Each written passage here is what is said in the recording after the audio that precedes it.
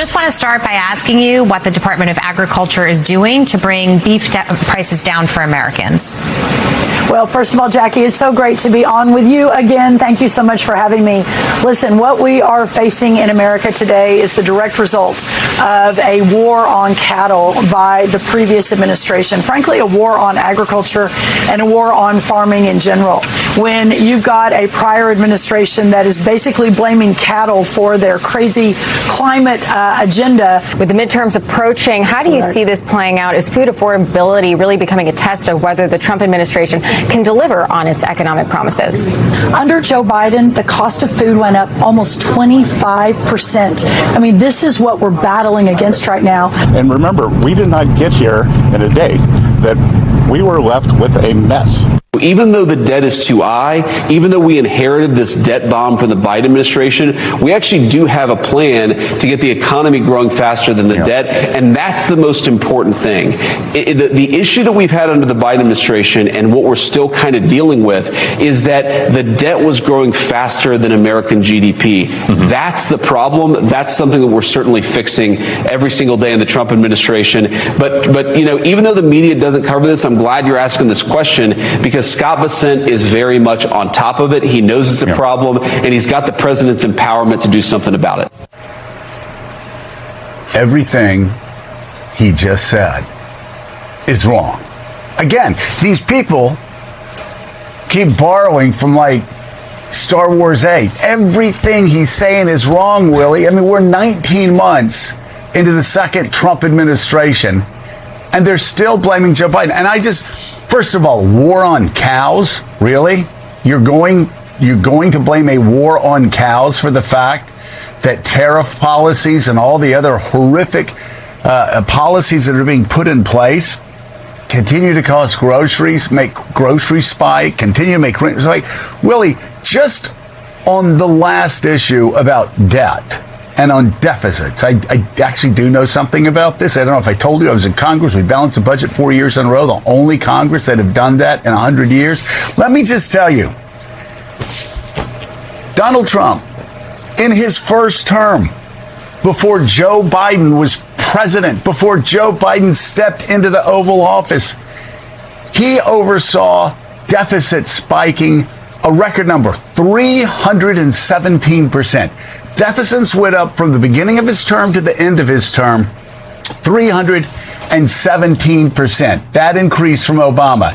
In the second term, already in his first year, CBO is projecting it's going to at least be a 20% increase so far this year.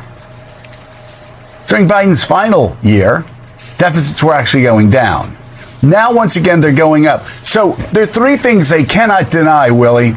Number one, under Donald Trump, term one and term two, we've had the largest deficits in the history of America. In fact, Donald Trump has accounted for one out of every $3 in our federal debt. Think about that. He's president 45 and 47. Well, yeah, he has been responsible for 1/3 of our federal debt. The other 44 presidents will take the 2/3. Secondly, we have the highest deficits ever. That's based on his choices. His choices for tax cuts for the rich. His choices for making the Pentagon spending go up to record levels. His choice to start an unnecessary war that is costing us billions and billions of dollars. And his choice to actually put out the biggest, most pork barrel budget of all time. This is on him, not cows. It's on him. And the numbers show it clearly. And I think the American people are smart enough, Willie, to understand that.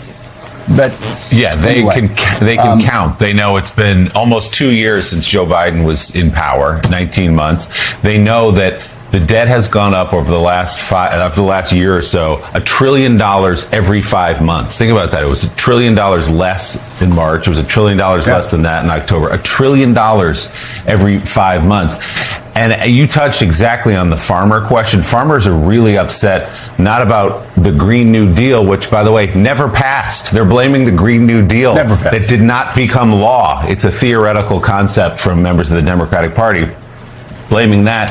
Tariffs, farmers are upset about, and inflation that's obviously driving the price of their fertilizer through the roof, which may be in part why you're seeing races tighten up so much in the state of Iowa. We'll get to that in just a moment. But this dismissive approach we saw from so many members of the administration yesterday, including Treasury Secretary Scott Bessent, he said 40 trillion isn't some magic number. We can grow our way out of that, and kind of waved it off. No. Wasn't worried about the jobs number. Once we end this war in Iran, prices come back down, everything's going to be fine. There's literally no concern about what's happening to Americans, to working Americans in their daily lives right now. It's the arrogance that we saw on display yesterday, because it's not affecting them or their friends. All the prices and the trillions of dollars we're adding to the debt, they just don't really acknowledge it. And it is, the numbers are the numbers. Donald Trump's been president now in the second term for 19 months, pathetically blaming Joe Biden, who hasn't been here for that long, and adding every 5 months another $1 trillion to the debt. Well, and Willie, 40 trillion is not a theoretical number. It is a real number. And as I said yesterday, if you want to put perspective on how much that is, if you made $1 million every day, $1 million every day, it would take what? Thousands and thousands of years. I think 20,000 years to get enough money to pay that debt off. It's just absolutely staggering. I think it's actually even more than that. But bringing it like back to where we are right now, American tax dollars are actually being blown on paying interest on the debt. We are spending more money